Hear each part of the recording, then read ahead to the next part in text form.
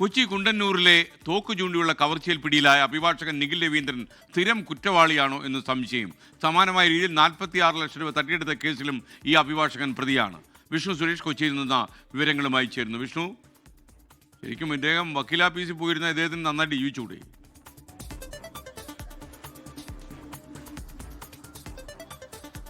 അദ്ദേഹം വക്കീൽ പണി അങ്ങനെ ചെയ്യാറില്ല. ഇത്തരം തട്ടിപ്പുകളിലാണ് ഏർപ്പെടുന്നതെന്നാണ് പോലീസിന്റെ കണ്ടെത്തൽ. ഈ കുണ്ടന്നൂരിലെ തോക്ക് ചൂണ്ടിയുള്ള കവർച്ചയിൽ മുഖ്യ ആസൂത്രണം നടത്തിയത് നിഖിൽ നരേന്ദ്രനാണെന്ന് പോലീസ് കണ്ടെത്തിയിരുന്നു. നിഖിലിന്റെ പക്കൽ നിന്ന് 20 ലക്ഷം രൂപയും പിടിച്ചെടുത്തിരുന്നു. ഇതിന് പിന്നാലെ നടത്തിയ അന്വേഷണത്തിലാണ് ഇയാളുടെ ക്രിമിനൽ പശ്ചാത്തലം കൂടുതൽ തെളിഞ്ഞു വരുന്നത്.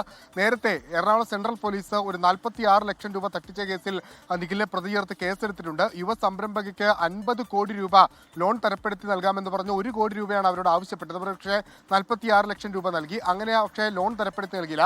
അങ്ങനെയാണ് കേസ് രജിസ്റ്റർ ചെയ്തിരിക്കുന്നത്. കുണ്ടന്നൂരിലെ കവർച്ചയുമായി ബന്ധപ്പെട്ട് നിഖിലിനെ കസ്റ്റഡിയിൽ വാങ്ങി ചോദ്യം ചെയ്യാനാണ് അന്വേഷണ സംഘത്തിന്റെ തീരുമാനം. ഈ കള്ളപ്പണം വെളുപ്പിക്കുന്ന ടീമുകളുമായി ഇയാൾക്ക് അടുത്ത ബന്ധമുണ്ട് എന്നുള്ളതാണ് പോലീസിന്റെ ഒരു കണ്ടെത്തൽ.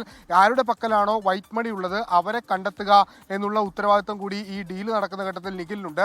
അങ്ങനെയാണ് ഈ കുണ്ടന്നൂർ സ്വദേശിയിലേക്ക് നിഖിലിന്റെ നിർദ്ദേശപ്രകാരമാണ് ആളുകൾ എത്തുന്നത്. അപ്പോൾ നിഖിൽ ഇങ്ങനെ ഒരു പ്രധാനപ്പെട്ട ഏജന്റായി പ്രവർത്തിക്കുന്നുണ്ട്. ഒരു അഭിഭാഷകനാണ് ഇത്തരത്തിലുള്ള ഇല്ലീഗൽ ആക്ടിവിറ്റീസിൽ ഏർപ്പെടുന്നത് എന്നുള്ളതാണ് ഏറ്റവും ശ്രദ്ധേയമായ കാര്യം. അതുകൊണ്ട് ഇയാൾ നിയമവശങ്ങളൊക്കെ പഠിച്ചതിന് ശേഷമാണ് ഇത്തരം ക്രൈമിലേക്ക് ഇറങ്ങുന്നതെന്നാണ് പോലീസ് പറയുന്നത്. എന്തായാലും ഈ കുണ്ടന്നൂർ കവർച്ചയുമായി ബന്ധപ്പെട്ട് വിശദമായ ചോദ്യം ചെയ്യലിലേക്ക് കടക്കുന്നു. നിഖിൽ ഉറപ്പായിട്ടും ഇതൊരു പ്രധാനപ്പെട്ട കണ്ണിയായി മാറും. ഇയാൾ വഴി കൂടുതൽ പേരിലേക്ക് എത്താനാകും എന്നാണ് അന്വേഷണ സംഘത്തിന്റെ പ്രതീക്ഷ. ലോകത്തെവിടെയായാലും ഏത് സമയത്തും 24 വാർത്തകളും ഓഗ്മെന്റഡ് റിയാലിറ്റി പാക്കേജുകളും എക്സ്പ്ലെയിനറുകളും വിശദമായി കാണാൻ ഞങ്ങളുടെ യൂട്യൂബ് ചാനൽ നിങ്ങൾക്ക് സബ്സ്ക്രൈബ് ചെയ്യാം.